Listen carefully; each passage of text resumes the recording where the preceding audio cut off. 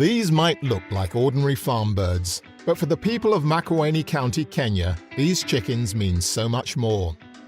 Aaliyah Smith started the Community Poultry Project to give the women of Kenya hope and to help fight food insecurity.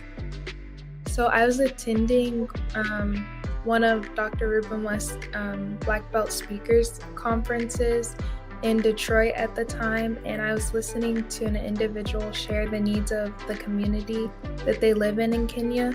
And while brainstorming my Girl Scout Gold Award ideas, I took into consideration that idea, and I wanted to work with them to help their community and make an impactful change. Dr. Ruben West, the conference organizer, immediately saw how Aaliyah and the Kenyan community could join forces. They talked about how the women had a particular need for employment or resources or funding or food and different things like that.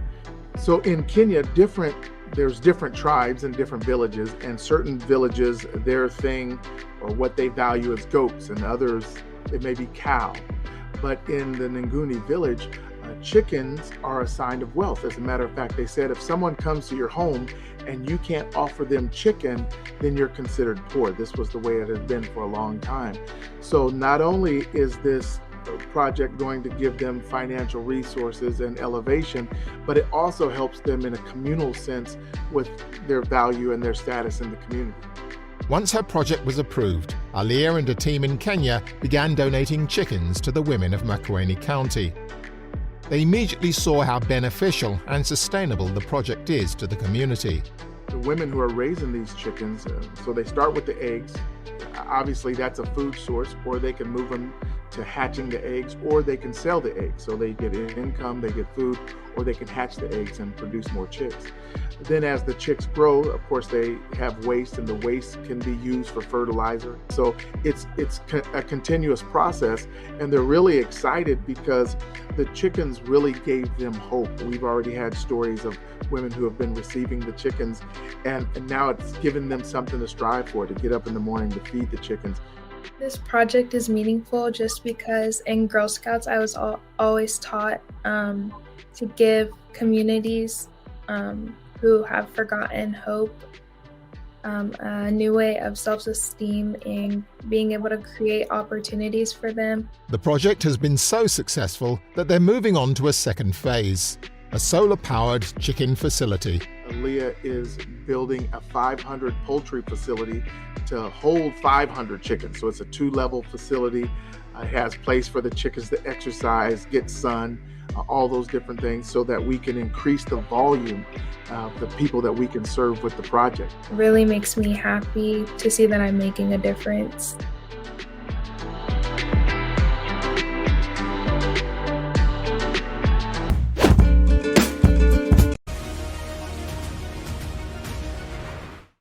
I know I'm coming in stronger, but I don't need that. I know Xi Jinping. I spent more time with any other world leader. I know him well. He knows me. There's no, we have very little misunderstanding. We just got to figure out where the red lines are, what are the most important things to each of us. We know, Joe. You guys are buds. Tomorrow, Joe Biden will meet with China's Xi Jinping face-to-face for the first time since he became president, as tensions rise over Taiwan, North Korea, and Russia. Here to react is senior fellow at the Gatestone Institute, author of The Coming Collapse of China and the Great U.S.-China Tech War, our friend Gordon Chang. Gordon, thanks for being here. Set the stakes of this meeting. He's talking red lines and all of that, but Xi Jinping's just consolidated his power. He's putting his military on ready. What's at stake?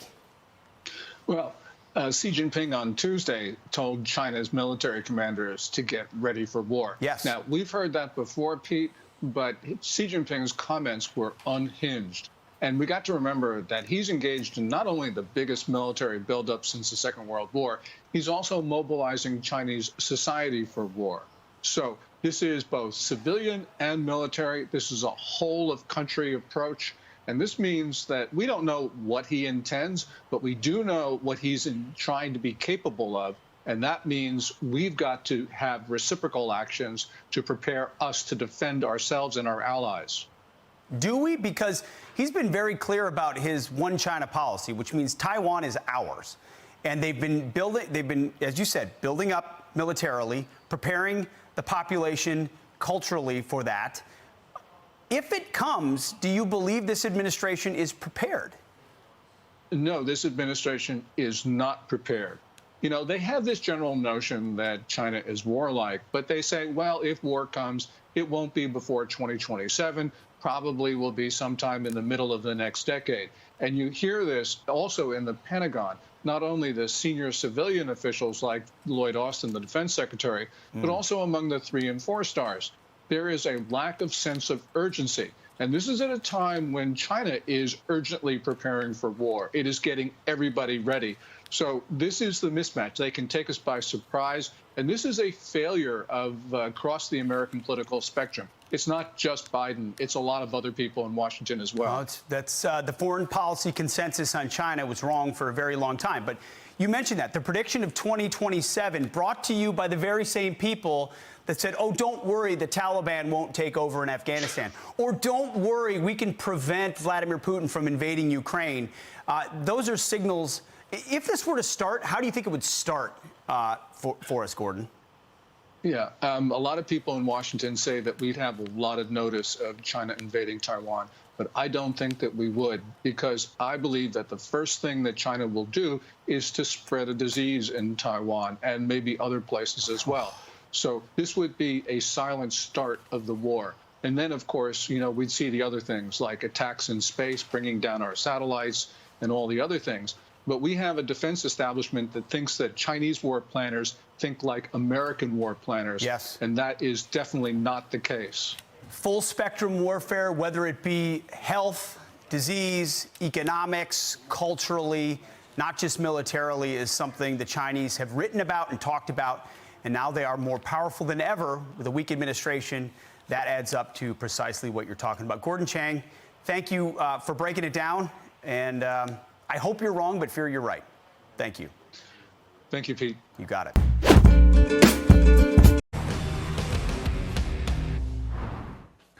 Welcome back to Unfiltered. Listen, there was a Republican red wave on Tuesday. It happened, and it landed right in the state of Florida, thanks to Governor Ron DeSantis and a slate of strong GOP candidates. That's the mixture there. It turned what used to be a swing state and now to a blood red GOP stronghold. I live here. That's just a fact. Hispanic voters may have been the difference. Ron DeSantis gained 13 points in the Hispanic vote Tuesday compared to Biden's 7 points back in 2020. Here to react is Florida GOP Congresswoman-elect, that sounds great to say, Anna Paulina Luna. Anna, you ran a great race. Big congratulations on that. Listen, you were on the ground knocking on doors. I ran in Florida myself. Nobody knows what people are talking about better than you.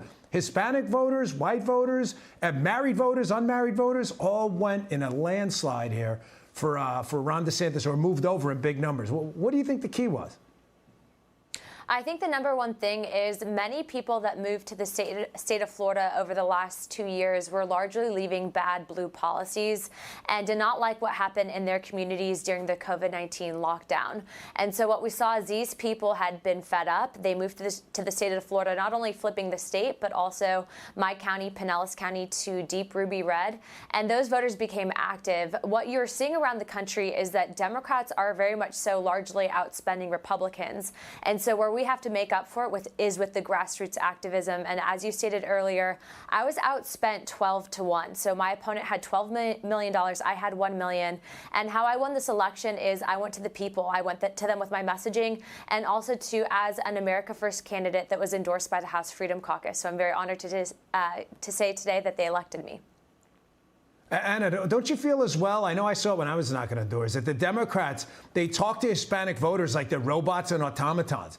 You know, some Cuban voters who fled communism don't have some of the same issues as Puerto Rican voters who moved here 20 years ago. They're not robots. They're individuals who care about their kids and jobs and everything else. Stop talking to them like a bunch of NPC automatons. Correct. We're not monolithic, and I think it was really cringy to see how the DNC and really even Biden had treated Hispanics. You know, Jill Biden calling us breakfast tacos, Nancy Pelosi referring to us as crop pickers. The fact is a majority of Hispanic Americans are business owners, entrepreneurial, doctors, lawyers, and representatives. Yeah. And so when you're seeing how out of touch they are, you can see that transferred over in the vote, and that's why we voted Republican. Congresswoman-elect Anna Paulina Luna. That sounds great. Congratulations on a great win. We really appreciate you coming on. Thank you very much. You got it. Hey, Sean Hannity here. Hey, click here to subscribe to Fox News YouTube page and catch our hottest interviews and most compelling analysis. You will not get it anywhere else. We're just going to listen to him. Is a great win for the American people. With the races now called in Arizona and Nevada, Democrats will have a majority in the Senate, and I will once again be majority leader. This election is a victory and a vindication for Democrats, our agenda, and for America and for the American people. There are three things that help the Senate secure the majority. One, our terrific candidates. Two, our agenda and our accomplishments. And three, the American people rejected the anti-democratic, extremist MAGA Republicans. And I'm making a plea to my Republican colleagues. We can disagree on so many issues. That's fair. But let's not have this kind of divisive negativity. Let's not have the condonation of viciousness and even violence against poll workers, against so many others. Let us try to come together.